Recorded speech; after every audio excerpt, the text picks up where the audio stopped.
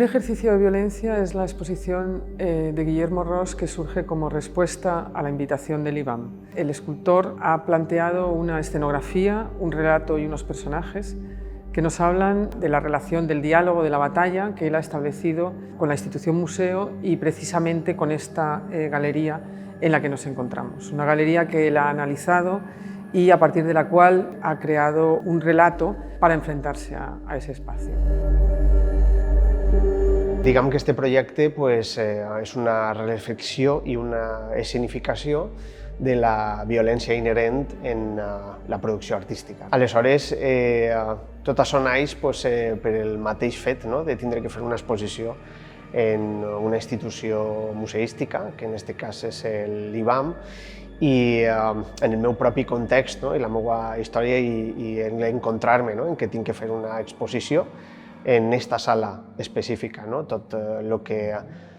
que implica tant a nivell personal com professional, tindre que fer això i, per tant, enfrontar-se a aquest espai. El visitant podrà veure un relat escenogràfic, diguem que congelat, dividit en dos nivells, com si d'una estructura d'un videojoc se tratara.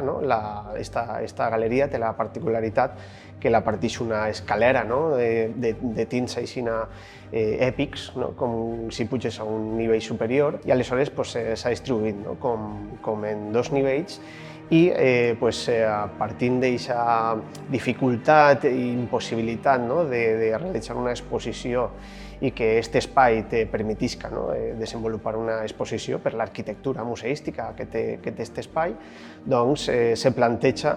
com un iniciament d'una batalla contra la pròpia arquitectura museística.